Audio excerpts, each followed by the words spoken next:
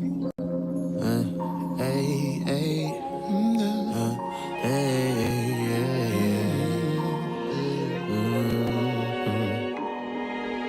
black man. Wrote a letter to a black man. Keep stepping through it. Black man. You make it, you make it, you make it. Black man. You make it, you make it. Promise you can keep it real, dawg. How you can keep it real? Pain is not forever, you can heal, dawg. You know, and you will, dawg. Oh yeah. You ain't gotta fake it, no. But you ain't gotta treat it like your heart is really vacant. Faking like you don't got no emotions, that don't make sense. I know you trying to get it going and been patient. Using every skill within you, even latent. Doing everything you can do just to make it. Cause you ain't made it, don't forget the though. Said you done gave it all to God, what you afraid for? Man, even Jesus got some scars, what you scared of? Too busy holding on to stuff, should've been let go. See, when you scream into the void, it doesn't echo. But what you speak into existence will surely appear. But see, there ain't no GPS help you move through your fear. You gotta give yourself the drive, put you in the gear. Lack of it ruin your years. Listen to me, black man. Wrote a letter to a black man. Keep stepping through it, black man.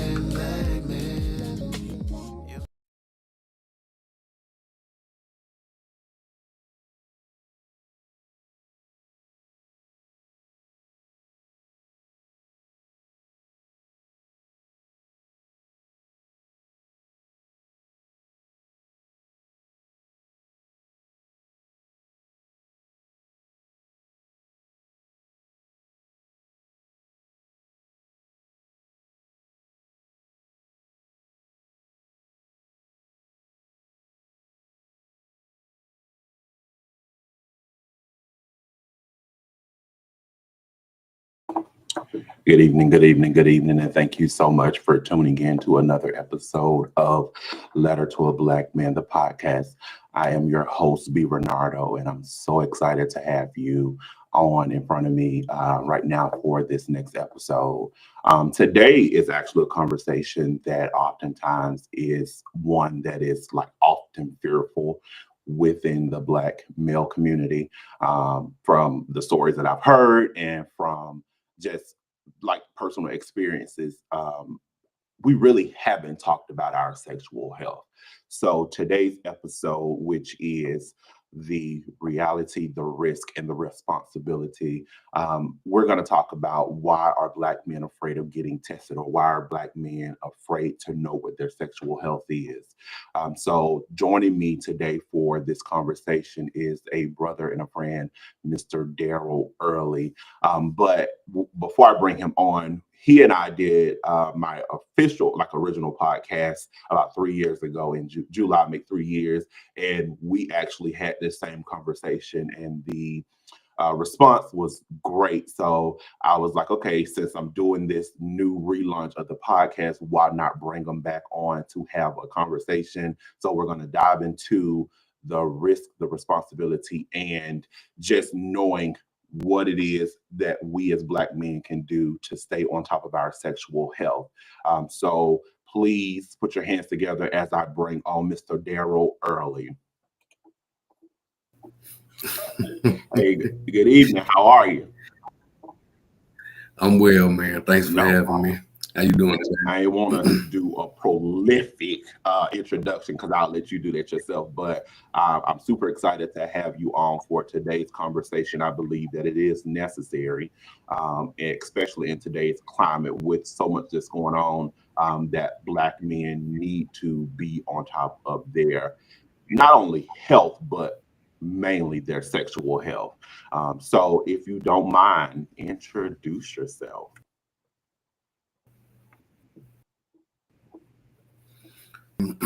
Well, as you said, my name is Darrell Early. I am native of Memphis, Tennessee.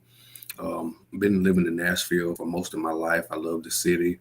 I've been working at Nashville Cares for the past 4 years as a peer advisor. Spend a lot of time in there providing resources and aid and different mental health resources to individuals who are afflicted with HIV, living with HIV in the community. A lot of people battle with different aspects of it versus their own internal stigma. They battle with aspects of taking their medication, medical adherence, and a lot of things that fall under just general health. Even going to see their doctors to make sure that the medication is working and that everything is on the up and up. Um, just like B stated, I think the bigger issue here is not only sexual health, but health. And I think once we get men to a state of understanding about how important health is just for yourself, especially sexual health, I think we'll see a significant change in the thought process of men. Absolutely, absolutely. So, thank you so much for introducing yourself. When we originally did the episode 3 years ago, there was an icebreaker that I did that kind of had us a little shook up. But I'm just gonna bring it back. I don't know no other way to do it but to bring it back. So, you ready for the icebreaker? I ain't got no choice. Let's So, roll. the icebreaker is raw law. Ooh, is raw law. Well, I think that's a matter of personal preference. I think that everyone is entitled to their own sexual proclivities. A lot of people have their different takes on it. There are arguments about the loss of sensation. Some people just prefer to do it, I guess you could say, the natural way. But I think with that preference and in stepping into that, I think it's very important to be mindful of who you're engaging with, the conversations that you're having before you engage with that person, and even more so, checking up to see that everything is as it should be down south for yourself. Um, as far as raw sex, natural sex for me is natural sex. I personally don't have an issue with it. However, I take I take doxy prep. Um, I go and see my doctors frequently. Um, I go and unfortunately I have epilepsy, so I'm I see a doctor very often. So about every 6 months or so, I have him just run my numbers just for the sake of it. I'm in a relationship, so I'm like nothing's wrong. I don't have a fear there or a trust issue, but it's just good for me to know in my mind, just hey, I have a clean bill of health. Like I can take that sigh of relief. Um, but yeah, I think it's preferential. I don't think anyone should be shamed or shunned for wanting to use a condom or any other forms of protection during sex. And I think I've seen a lot of instances where individuals they stray away from it when a person presents that idea to them before sex. And I think that that's quite telling as far as this conversation is concerned. Um, and I definitely appreciate your breakdown on that. I think that when it comes to the is raw law, that was now, mind you, I've seen this question years ago. So, to know that time is still going on and things are still happening and there are progression within the sexual health where people are able to live a more freer life. But before I go any further, I want to just basically put on the table that this conversation that you and I are having is not one to judge, to make anybody feel embarrassed, to make anybody feel like you can't go out and have unprotected sex. Or you can't have sex in general, but it's more so of just kind of staying on top of your sexual health because there's so much going on in the world, so many different viruses, so many different this, so many different that I I don't want you to be afraid of getting tested. I don't want you to be afraid of knowing what your status is, knowing that you can have a conversation, you can have a dialogue with the person, and what you do doesn't affect me. Just we as brothers, I want us to just be on top of our health. That's the biggest thing for me, because I can tell you once upon a time I wasn't on top of my health, and thank God I am now. But I wasn't on top of my health. But you have to have those people that's in your corner that kind of helps you navigate. So like, okay, listen, people leaving here who ain't never left here before. So let's stay on top of it. So my question to you now is, when was the last time you were tested for anything? Last time I was what is this? May, I would say October, Okay. if my time is correct. Okay. And then since once you got tested and you got your results back, how did that make you feel? Um, it makes me honestly, it makes me feel about the same as going in and knowing that like my blood pressure's in check, making sure like the same way I would go in just to get a general physical, just to make sure like my heartbeat's fine.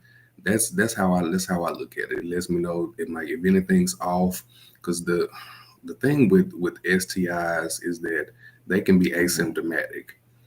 Like the same way you can have a lot of lingering illnesses in your body that don't present any symptoms. I think it's important to always go and check just because. So when I do that, it just gives me just a sense of peace. I can walk away. Oh, all right, I'm all good. Okay. I know for myself, the last time I went and got tested was in February, and I'm not gonna lie. I think every time that I go and get tested, um, it is a nervousness that kind of hits me because I'm like, what y'all gonna find today? And not saying that I'm out here just living my best life, because I too am in a relationship, but just what, because when you go to the doctor, and I think it's kind of like PTSD for me, because I know that when my mom went to the doctor just for a checkup, they found certain things, and it was just a lot of stuff that they uncover, and I'm just like, what's her name?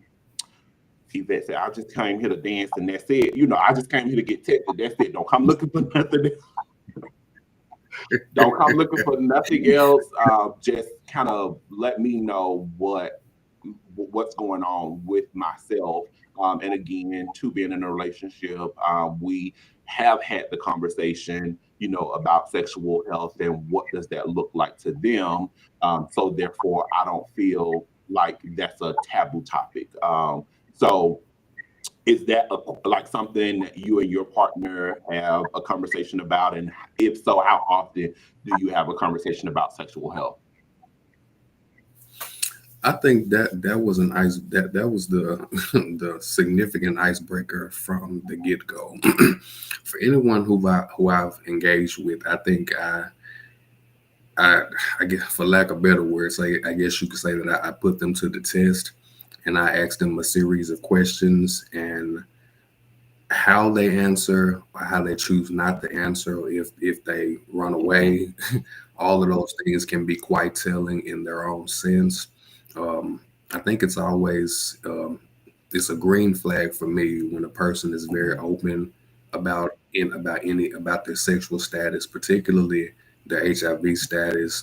They express any medication that they're taking, and I even give credit to a person who's candid enough to express any STIs that they've had Mhm. in the past. Because I mean, we're all human. I mean, it's fair to say we've all had a cold before. We've all had the flu. Like we've all had like some form of an illness. I'm like even now, like I just conveyed that I have Mhm. epilepsy. I'm like we all have. I'm like we have conditions, invisible illnesses that people may or may not see, or we've been prey to certain illnesses or viruses in the past. So I think it's important, and it speaks volumes of a person's character to be so direct and candid. And for me, I think it smooths the transition into I hate to say hookup, but into moving Mhm. forward with any type of progression in that level. But as far as conversation, it's definitely a plus. Okay, so how far in it, like, say for instance, you just met this person, at what point in getting to know them do you have the sexual health conversation? Is that something that you have kind of maybe 2 or 3 days in, or is that something that you you try to figure out what are we doing before we have this conversation. I'm ringing that bell as quickly as you hit me with the first icebreaker question. Like, because I figure, well, like, why waste time? I don't want to, because for me, I think for me, I don't want to say scare a person off, but I think it's like I said, it's telling if a person, if you ask them when's the last time that they were tested, or I'm like, are they taking any medications, or you make them like, I've even seen people on pages on the past where they have their statuses on display, like HIV positive or positive undetectable, and people will block them. Or if you ask a person when's the last time you had a test, or when the next time you're getting tested, or like what's your status if by chance they don't have it presented, and they'll block you. That says a lot about a person, because either you're not comfortable with your status, you're prey to a lot of stigma. You're probably breaking the law in Tennessee by diving into some sexual activity without disclosing that information. So I'm like, and that's just with HIV. I'm like, with STIs, they're a lot more asymptomatic. So I'm like, this person can tell you anything under the sun, and then you lay down with this person a week, about 3 to 7 days later, you're experiencing a lot of symptoms down south that you wasn't anticipating. A lot of burning, some yeah, it's a lot of things that can happen with STI. So we'll just say that. So yeah, it's a big deal for me. So I like to get it out the way. It bypasses a lot of time, wasted time. So I will say that that is something that I try to have the conversation up front, because there was a point in time where if truth is being told, most of the time that we get into the bed with someone, we got one thing on our mind, and that's to get off. That's Get it it. in. That's all, to get off.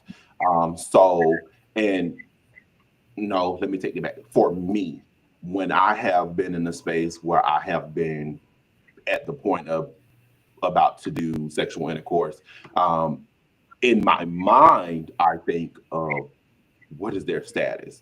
Should I ask, or like, should I have the conversation or should we have the conversation? But I think the urge to get this up off me really be heavy. So it's like I kind of brush it to like, they good. They ain't said nothing, because it might thinking if they did have something, they would share it with me.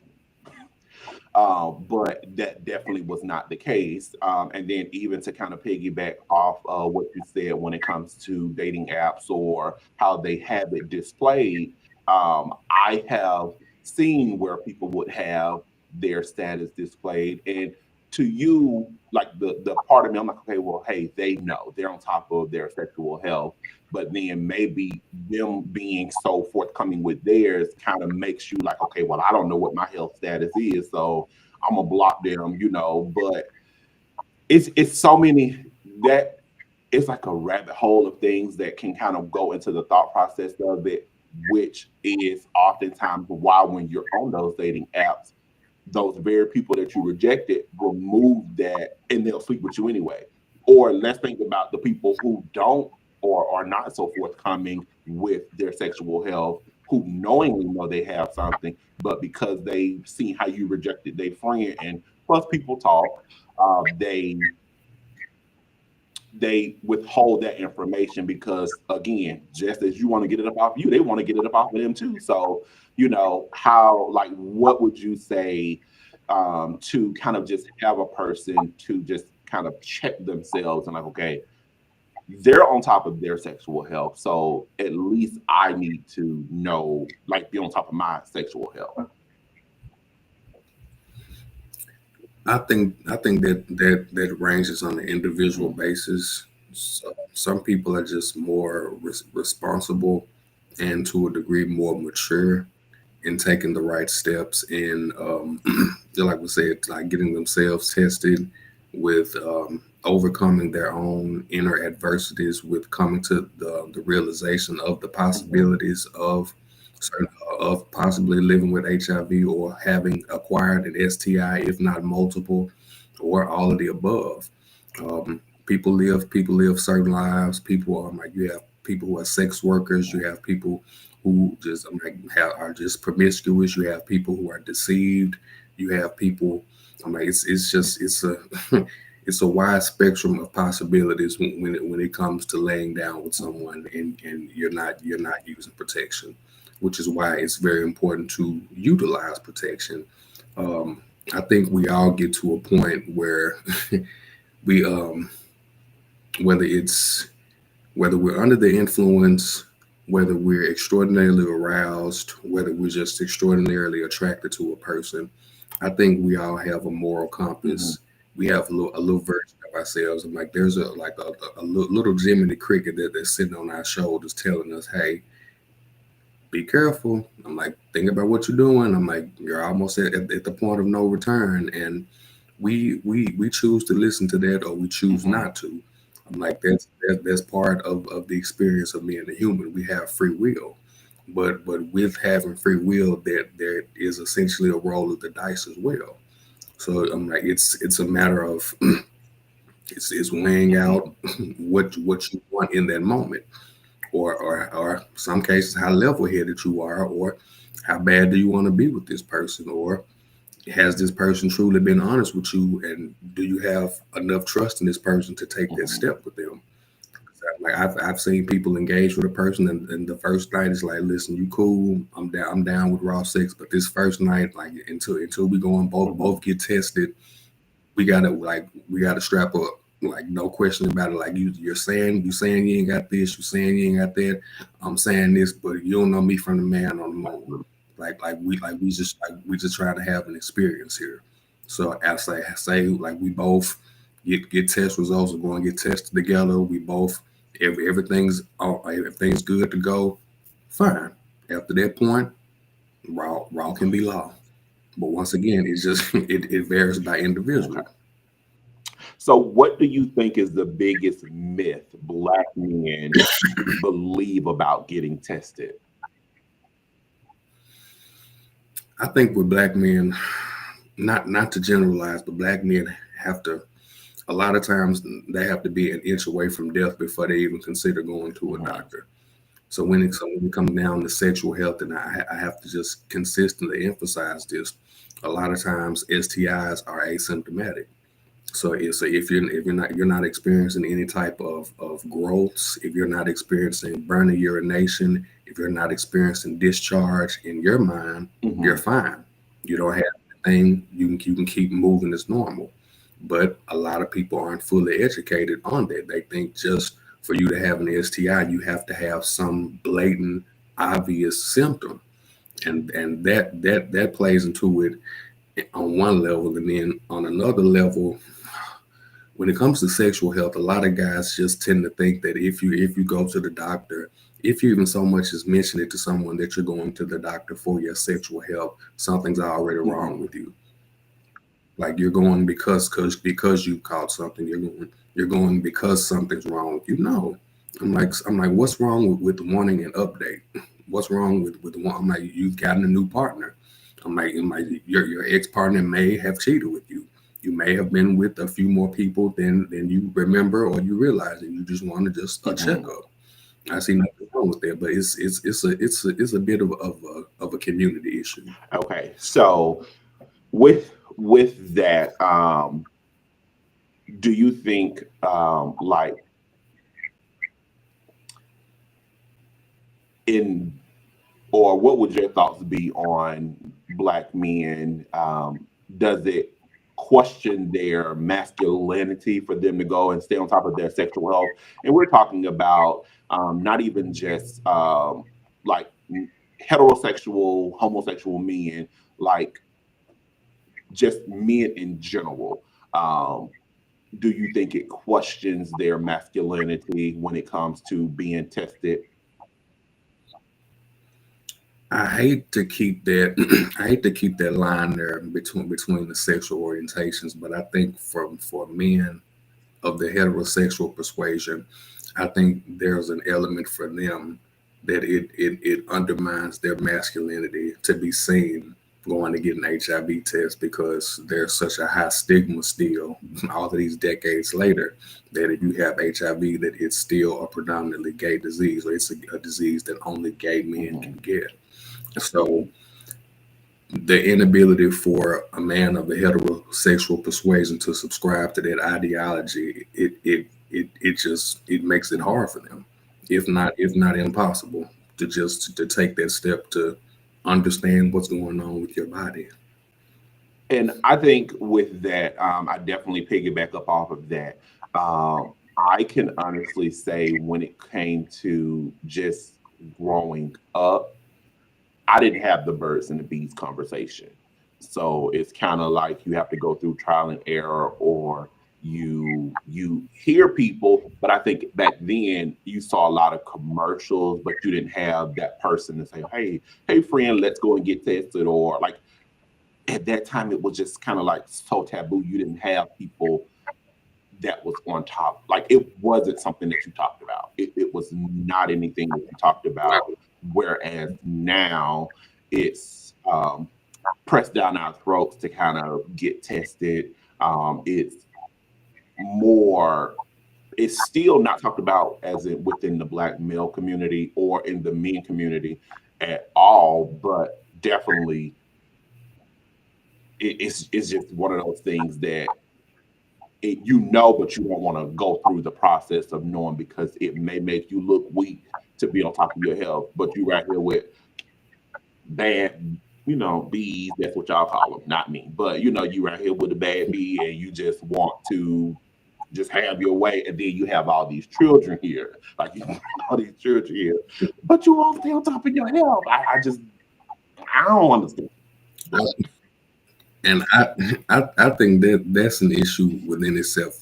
Also, I didn't receive the talk as well from my mom or my dad. So I was a bit of a nerd. So this was before AOL. This is pre AOL 4.0. So I didn't have the computer, but I would read the encyclopedia on it. Like I would read up on body parts. I would read up on different experiences. I read up on adolescence. So I had somewhat of a concept of what to expect and what to look for. But of course, no practice, no person to break it down for me on a level that I can explain, as far as like what's this going to feel like, what to do if this happens, like if a girl does this, or if you feel like this. Like it was pretty much don't get pregnant. Like, well, don't get a girl pregnant. Like for girls, don't get pregnant. And it's a lot more to it than that. Because if I'm like, you have to think, there's a lot of biological factors that play into that with both genders. But that I'm getting too deep into that. But but that lack of explaining, it leaves a lot to mystery. And that's how you see teenagers and very, very young adults with a lot of kids, because they don't have a full idea of how their body works, let alone what can be some of the negative side effects of that type of sex. Because I think the most extreme sexual things that I saw were sadly on Jerry Springer and MTV.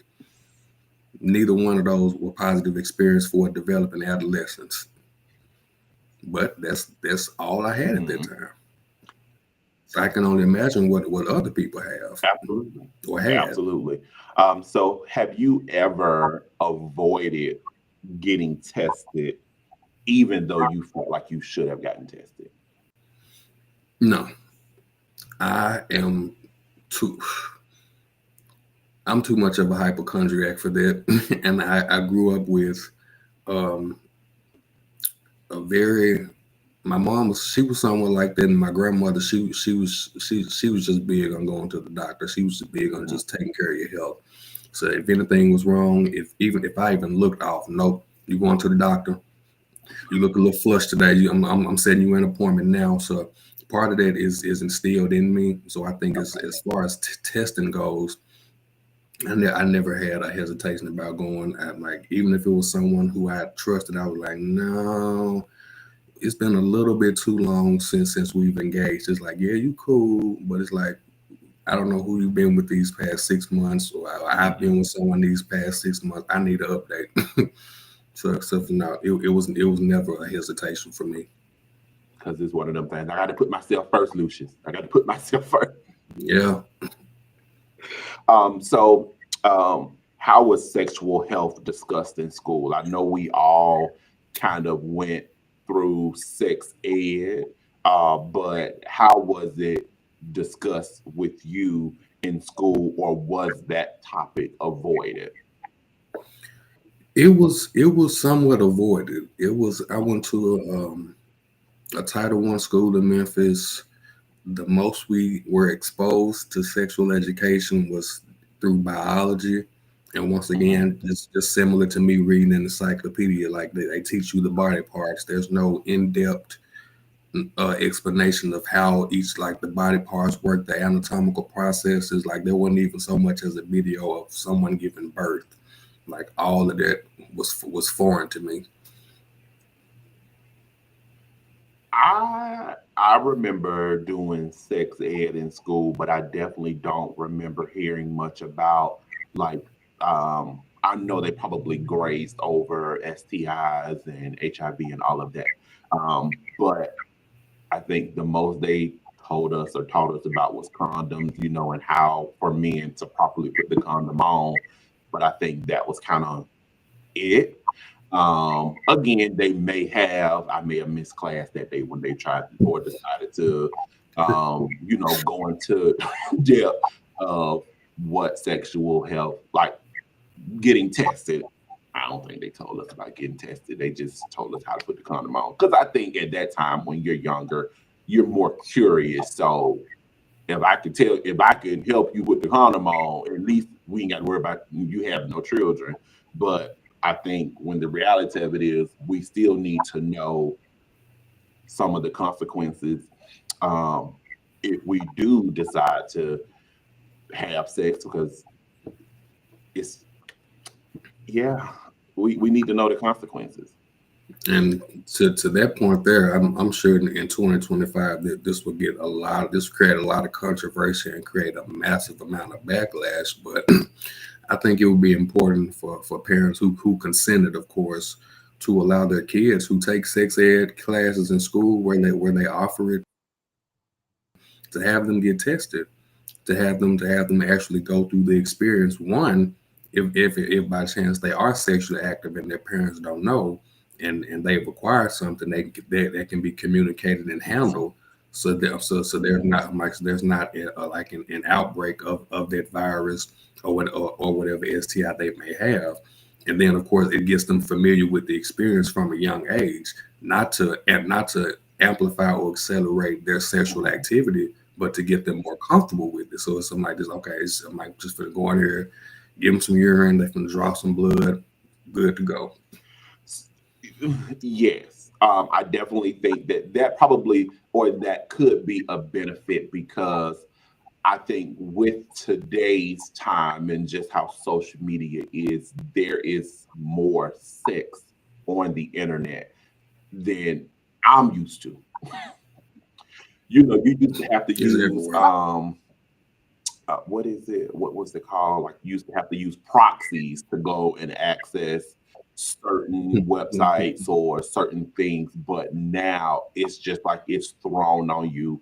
Now it's even on Facebook, like they'll post with the emojis over the picture, and then they'll put the link in the video in the comments, and it's like it's always a way to come in. And I think that would definitely kind of not make younger the younger generation afraid of it, but it'll start them out with the process of knowing, where they are on the if they are sexually active. And I would say, even if you're not sexually active, there's nothing wrong with getting tested.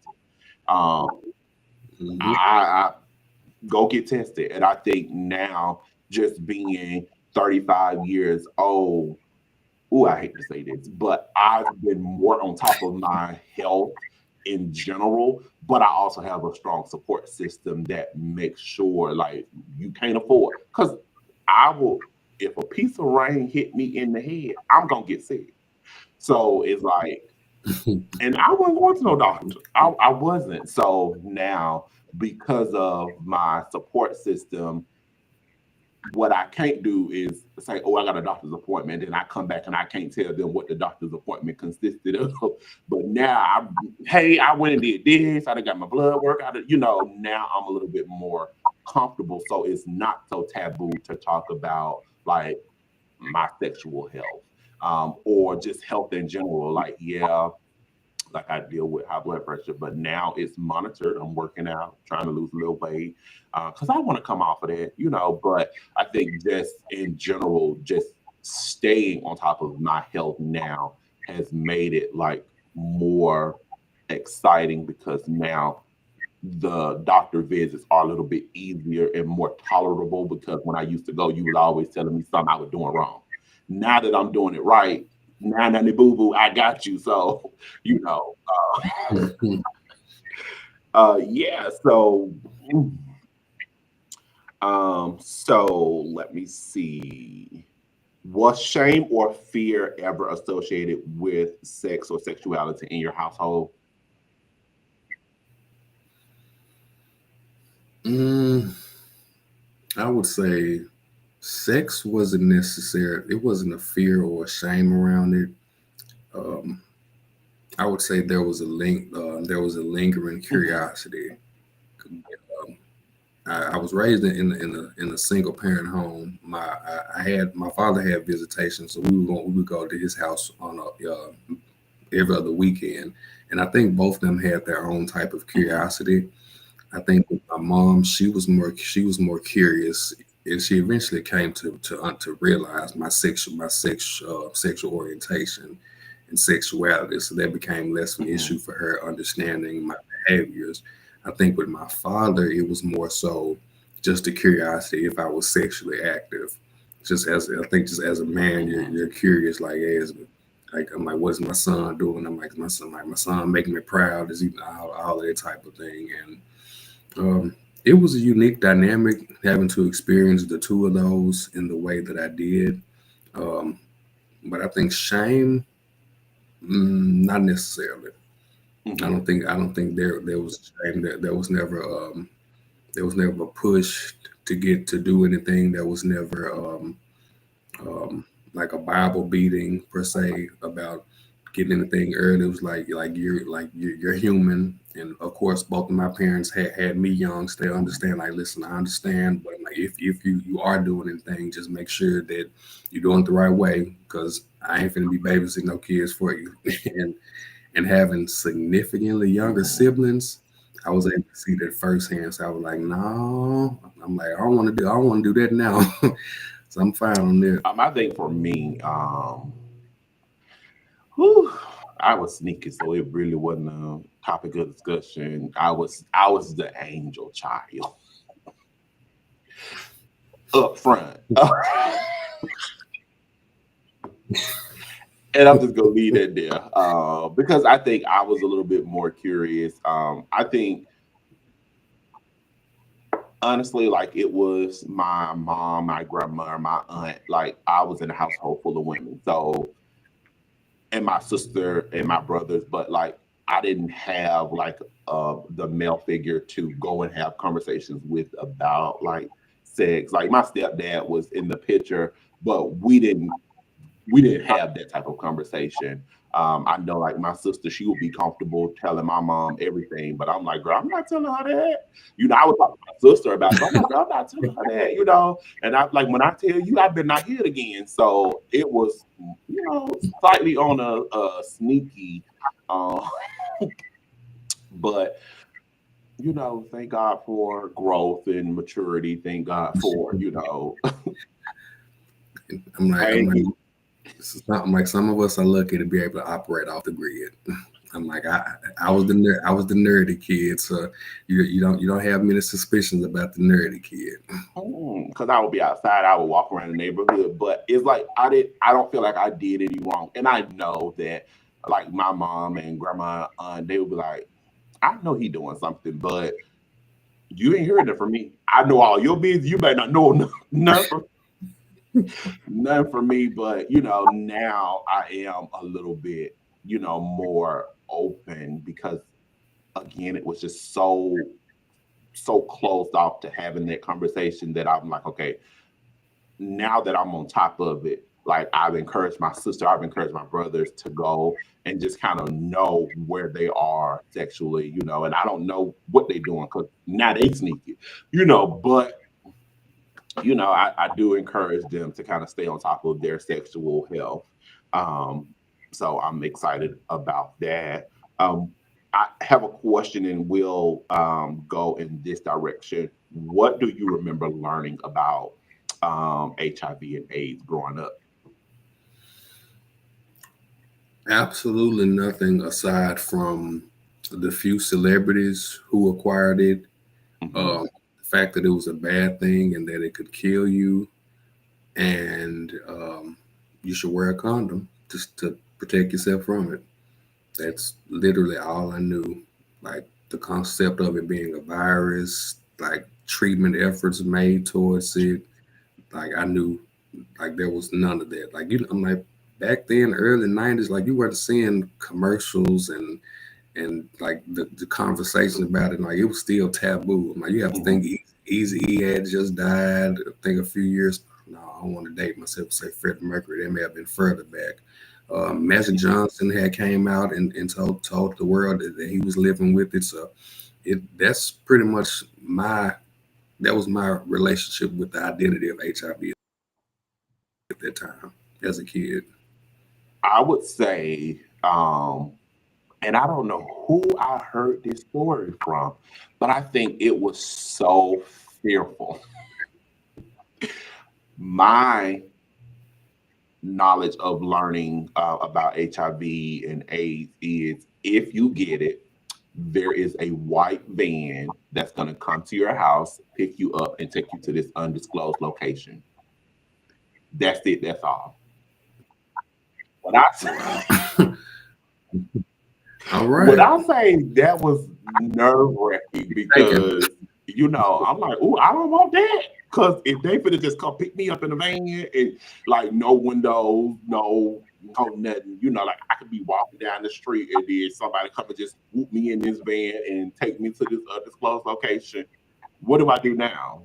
So that was, but I didn't hear about the commercials or I didn't hear about HIV/AIDS, but I think as It was still being called AIDS back then. you said, what was that?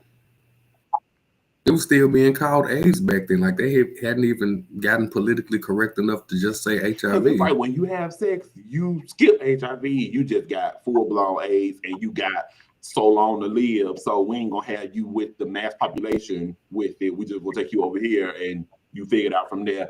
That was nerve wracking. I think that was stressful all in itself. So, uh, yes. But again, now I think that it is definitely a good thing with where they are with the progression of like the medication, and just where we are in today's time. Unfortunately, we have someone who is trying to, make rules and do things to affect that. But, we're not going to even go down that rabbit hole. But I think just with the progression that we have now, um, you can live, you can still have an active and healthy life. There is more to life.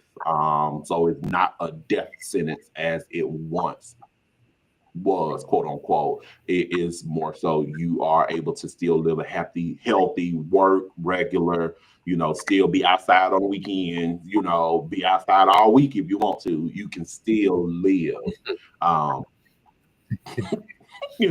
with that. So, what does being responsible with your sexual health looks like now? To me, that looks like effective communication with who you are sexually engaged with. I think that is having um, having a good relationship with your doctor who you see for whether it's an ID specialist or whether it's just your general Mhm. practitioner for when you go and get tested, like whoever it is. I think it's good to have them consistently give you knowledge on Mhm. medication, give you knowledge updates on treatments, to and of course obviously to make sure that you're on the up and up, to make sure that everything is Mhm. fine. um Oftentimes people I saw this for the first time. Well, I had a doctor share this with me. They told me that people will come in for just the STIs that they think that they have, not even like they won't get a Mhm. full panel because they have fear of a positive Mhm. HIV result. And if you're there, Might as well. like why? Yeah, it's like, it's like you're going not 90% of the way, and it.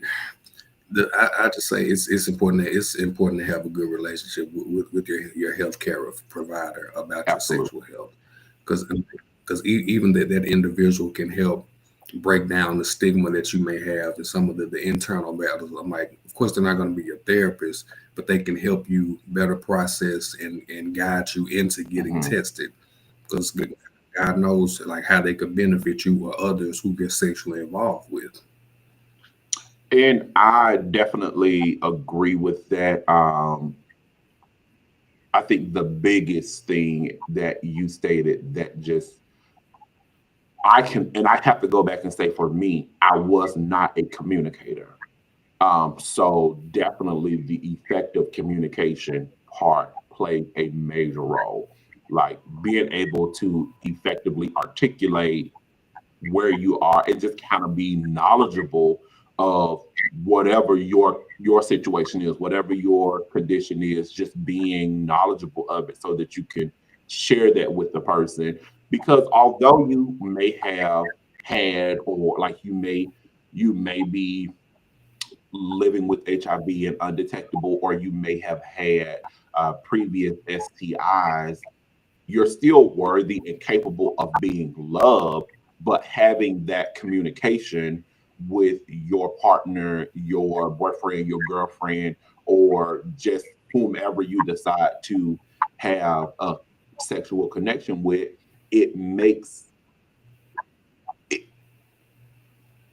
oftentimes you may get rejected because people are uneducated, and those would be the ones I would be fearful of. Like, if you're gonna reject me, listen, I wasn't meant to be with you anyway, because that lets me know we're not on the same page. And I've grown to be on top of my sexual health, and I can't thank you for thinking of me. Thank you for bowing out gracefully so that I don't have to.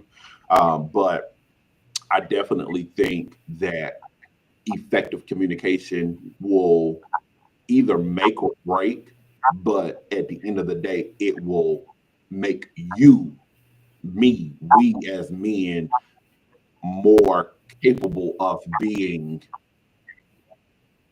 appreciated down the line. I would say that. Oh yeah, I agree with that. Ideally, it should deepen the bond with the individual who you're sharing it with, if they have if they have an mature, educated, and accepting Mhm. mindset. But just like you said about just taking care of your health and being mindful of your health, that requires a certain level of Mhm. education. So I'm like, so if a person isn't educated and receives bad news about their sexual health, it's gonna make it that much more of an obstacle to convey that information to their partner, let alone another person. Because if you're not educated on it, there's no way you can possibly educate another person who already see negative preconceived notions. So it's an ongoing journey. But Absolutely. So I would say, like I'll ask this last question, and then I definitely want us to kind of just spend the last couple of minutes just breaking down like some of the terminology, if you don't mind. So, because this is Letter to a Black Man, and we want to make sure that Black men, of course, it's not just necessarily for it's for Black men, but everybody can benefit from this particular conversation that you and I are having. But we can only speak from a Black man's point of view. So, um, what role should your crew, your boys, play in holding you accountable for staying on top of your sexual health? I think you should evaluate your crew if they are consumed by the stigma, whether just no matter what their sexual orientation is, because there are even a lot of people of the homosexual and bisexual persuasion who are miseducated on HIV. So I want to open with that. But I think it's very important to to check in with your partners, have those serious conversations to normalize it. To I'm like, because men already struggle with emotional conveyance, Mhm.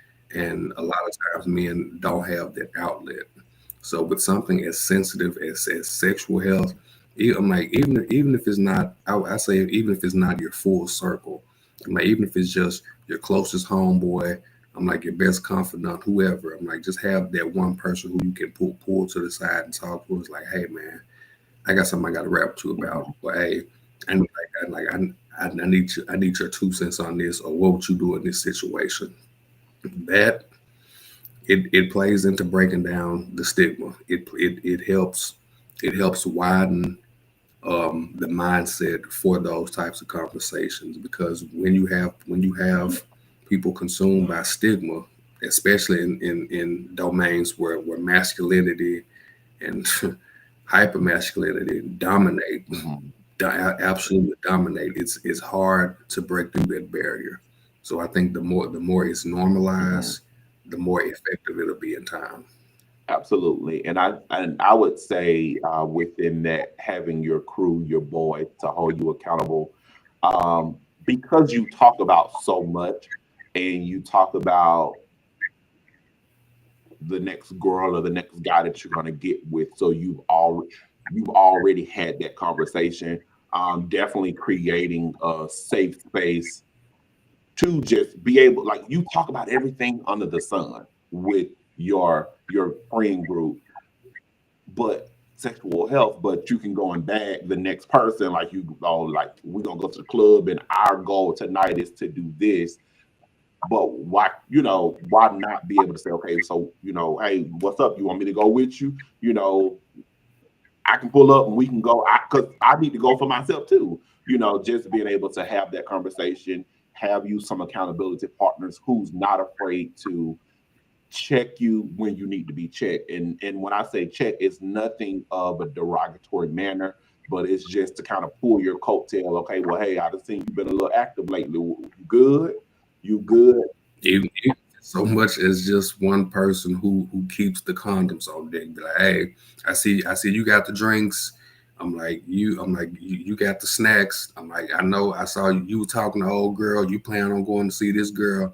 Anybody need a rubber tonight?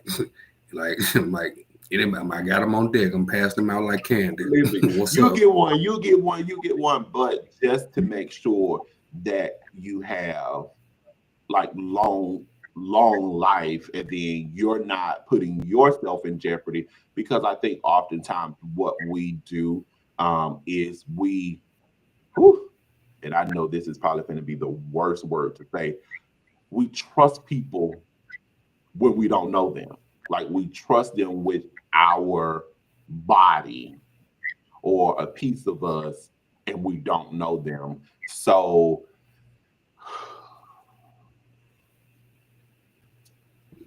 That's heavy. I just had to stop, because we trust them because we're too afraid to slow down for a minute, grab a condom, and then enjoy the night. You just got to get it on, got to get it over with, got to get it going, and sometimes that will cost you everything. And just in grabbing that moment, just in grabbing that condom, that could be. I'm like that could show you a whole lot about who that person is. Yeah, because you'll have some people that'll get upset. I don't like that. I'm allergic to it, but well, we can't do that. You don't trust me. Listen, that could be a lot. So I definitely want to say thank you for joining me on this conversation. I know earlier in the conversation you were talking about doxy prep, and I know we kind of spoke on STIs and um, like STDs and HIV, AIDS. Now I just kind of want to do more so like of an educational segment for the next couple of minutes. And it doesn't have to be, it's not going to be long, but I just want us to like talk about HIV, AIDS, the medication that we can take, like PrEP, ART, Doxy PrEP, like just educating the guys that will play this or the guys that will go back and listen to this. Can you give us a little education on HIV and the medication you can take to one prevent HIV, and or if you are currently living with HIV, what medication you can take to make sure that you are undetectable and healthy? Well, for those living with HIV, there's a multitudes of medications. I think one of the most popular medications out right now is Biktarvy, Mhm, and that's taken in pill form. There is another medication that's taken by injection. It's called Capanuva. mhm, I believe you take that every other mhm, month for people who don't like to take the daily medication because some people even struggle. It's a mental thing and it's a mental reminder of their status when they have to take that pill. So it's easier for them to just get a shot. mhm, Uh, and I think as far as people who are just diehard raw dog fans, if that is your preference, I recommend taking prep and also doxy prep. They of course it prevents you from acquiring HIV and it prevents you from acquiring gonorrhea, chlamydia, and syphilis. It does not protect you against herpes. It does not protect you against HPV, but it does provide you with a lot with significant barrier of protection against the more common STIs and HIV in itself. Um, and I think it's just important to just sit down and just talk to a person, talk to yourself mhm, about how you want to go about this, um, what routes you want to take, what measures you want to take, and at the core of it, be mindful of the pros and cons of each one, mhm, especially the worst case scenarios. And I think it's worth noting that a lot of STIs, like I mentioned again, they're asymptomatic, and just because you're not burning, mhm, just because you don't see anything growing, that doesn't mean that there could be something inside your body, and they do have long term effects on your body, on your mhm. organs. Uh, each one can affect your system, your different body systems in different ways if gone untreated. So don't just sit there, Jim. Like just because you think you're fine, you may need to go and get checked because you may be on the verge of a failing organ. Or in the case of syphilis, you could be on the verge of psychosis, but you just never know. I definitely appreciate you bringing some education to the conversation today. I thoroughly enjoyed it. And I think it was necessary and right on time because, again, there's so much that's going on. And I think that as men, although this is the mental health month, um, sexual health can, if you're not on top of it, it can really mess with your mental health. So I definitely think that this was an amazing conversation. Thank you again, Darrell, for joining me on this topic. Again, we did it 3 years ago, and I think even in this conversation, there are still things that I learned that I didn't really have the knowledge of. I'm glad that you and I created a safe space where we're not judging anybody. We just kind of want in the back of your mind you to put yourself first, and don't put your trust in another person to protect you when you should be protecting yourself, as Black men. So I definitely appreciate you coming in and having the conversation. But I do want to say, if any of the listeners from the Nashville area are wanting to get tested, what are some of the places here in Nashville that they can go and just simply get tested? If you need a brother to go with you, I'll make myself available. Like, we can go, because I want you to know that your health matters. So where can they go and get tested? A person can go and get tested at ooh, I got the name evades me right now. It's right on Charlotte Avenue going towards downtown. But just for the Music sake City. of speaking definitively, no, not Music City. I'm like, that's another Okay. one as well. You also have Streetworks, and of course you have Nashville Cares. We're in a transition from one building Mhm. to a new building, but the testing opportunities are always available as we do have mobile Okay. clinics. So if you need to be tested, if you like information about testing, whether it's you want to walk in, or if you need more privacy, just to make you feel better, just for the sake of confidentiality, there are ways we can work with you. We can get you tested. We can get your results discreetly, get you in and out, because that's what we want. We want you guys to know, to be aware, to be healthy. And then with this episode, I definitely will kind of break up some of the episode, and I will list a couple of places that are in Nashville that you are able to go and get tested, just so that you can remain on top of your sexual health, because it is important. Again, Darrell, thank you so much for joining me for the conversation. I look forward to us making an impact to get more men tested so they can stay on top of their sexual health. Did you have any final words for me? Nah, no final words, guys, except go and get tested. I appreciate you having me, man, and it was indeed a great conversation, and I do hope that we make an impact. If I make an impact on one person, I'll be a happy Listen, if camper. I could just help one person, my living is not in vain.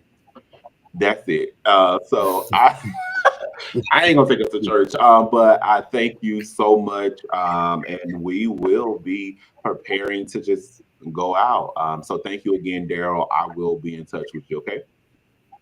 All right, man. You take care. All right. You too. Thank you.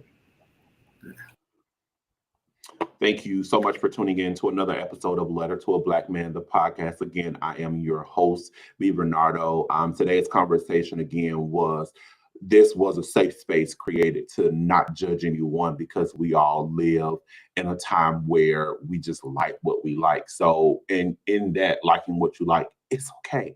I'm not I promise you I'm not here to judge you, but my main goal is to make sure that you live a healthy life and you put yourself first. So do not be afraid to go and get tested, because it is important.